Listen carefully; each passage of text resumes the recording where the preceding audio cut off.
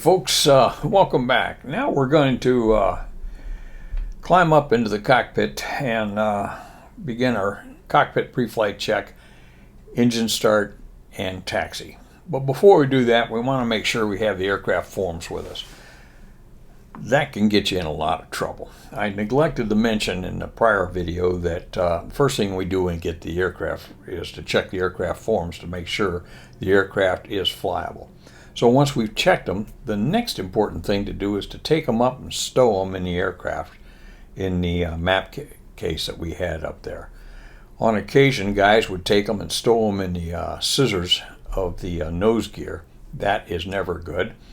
Or they'd stow them in the ladder. And aircraft forms have fallen out of nose gear scissors on takeoff and gone into engines, or they've been left behind in the ladder. It happened.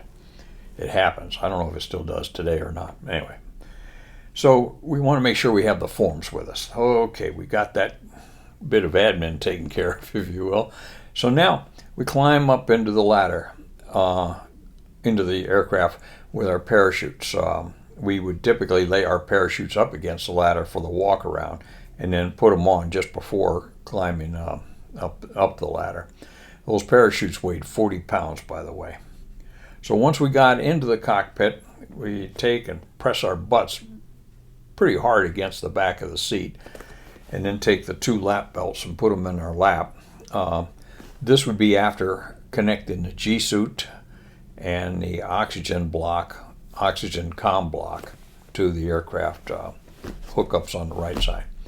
Okay, so we got that hooked up. Now we're going to put on the lap belt and the shoulder straps. First thing goes on is a gold key, which is connected to our parachute, which in the event of a low altitude bailout will pull the ripcord for us.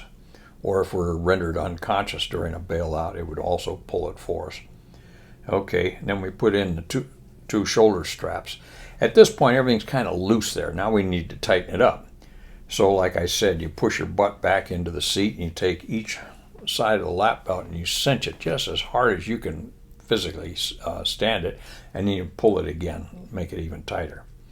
Then we had a lock lever on the left side of the seat, which you could push forward, lock the shoulder harness, and do the same thing. Pull one down, pull the other down. Just make sure that if you're uncomfortable, it's right.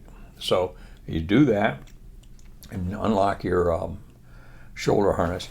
And then you take those excess straps and you feed them into a couple of retaining, like best I think to describe like little bungees up there. It was just a loop of material, and you put them in, and fold them up, put them in. So on initial rides in the airplane, I would often climb up in the cockpit when the student first got all tied in, just to check them over to make sure all the connectors were right. And it paid off this one day. For whatever reason, the kid got all strapped in, the G-suit was hooked up correctly, the oxygen and comm cords were correct, and he looked like he was pretty uncomfortable, so it looked like he was tied in pretty well. The only thing is he'd taken his excess shoulder straps, instead of feeding them into these retaining loops, he took them and had a nice little bow in front of them. I looked at that and said, the bow is cute, but that dog's not going to hunt. So we got him unstrapped, got him untied and put him in there. But had he had to bail out, they would have cleaved him. Anyway.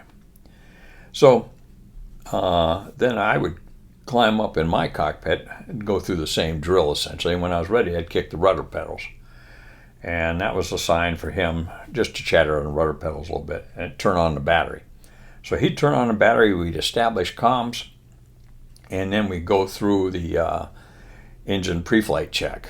And that's from left to right, checking circuit breakers, everything on the left side of the cockpit, the gear handles down, flap levers up, and just sort of walking away all around the cockpit, checking the engine instruments. The radios are set like we want them. Coming around, you got the engine instruments, just kind of glance at them at first. All the red guarded switches are in fact guarded. That should have been caught earlier, but anyway. And then come around and check the circuit breakers on the right side. Once we're ready for engine start, you look out at the crew chief, get his attention, and you give him the signal for air. Now we use compressed air off a huffer a mule, if you or not a mule, but a huffer, just to provide us with air to turn over our engines till we got them up to starting RPM, 12 to 14%. So you give them that signal, and the crew chief routes the air to the appropriate engine. So we're sitting there watching the RPM come up at 12 to 14%, reach down and hit the start button. At the same time, take the throttle and move it over the detent to an idle position. Watching now for fuel flow, we see fuel flow, and now we're looking over at the EGT for ignition. Once we see the airplane, the engine light off, it pretty well just takes its time coming up.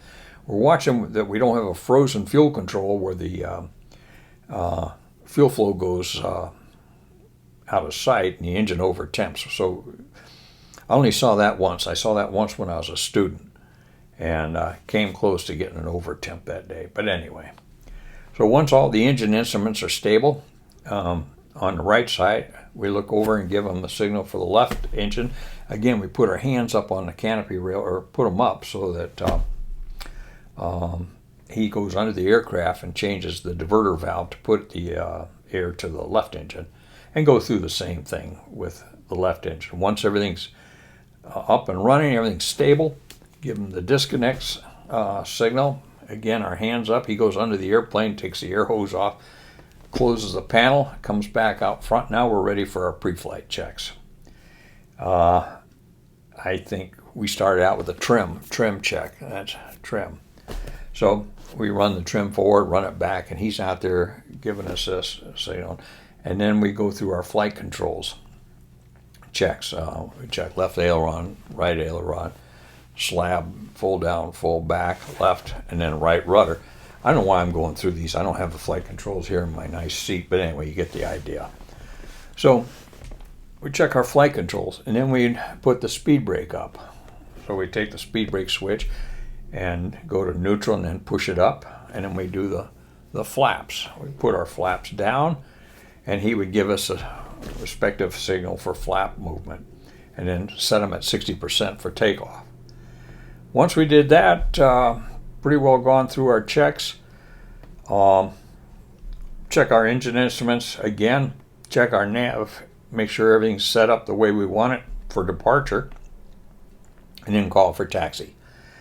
So we get a taxi clearance, taxi to the runway. That should pretty well coincide with the briefing we'd had. Not a lot often changed, but occasionally they'd have a runway change on our way out. We went, oh, okay, we're going the other runway. Okay, fine. But not often. So anyway, do our comm check, get taxi clearance, give the crew chief signals to really pull the chocks. He, again, hands up out of the cockpit. He goes under, pulls the chocks, and then gives us the coming forward signal. So we move forward a little bit, check the brakes, make sure that they function, and then we'd round the corner heading out to the assigned runway. Usually the crew chief would render a salute. We'd salute smartly back, and we were on our way. On the taxi out, I might typically go over some of the maneuvers we were going to work on once we got out of the area. It just depended on how the student was doing and which areas of the flight might need emphasized on the way out. Or sometimes I just sat there and let them enjoy the stillness of the morning or the activity of the afternoon, whatever it was. So then we get out to the runway and pull into an area where it was called Last Chance. We would pull in there, and then a crew chief that was assigned out to that area for that particular time period would come and look us over, check underneath the aircraft for any leaks or cuts in the tires or any anomalies that might have come up since we taxied. And once we were okay, they give us a thumbs up signal. We were good to go. So at that point, ask the student, you have any questions, or you ready to go? Yep, yes sir, and was typically okay. And that's where we'll pick it up next time, is the takeoff and departure. So hadn't been too exciting up to here, but it's bound to get exciting once we light those burners. So we'll talk to you again soon. See ya.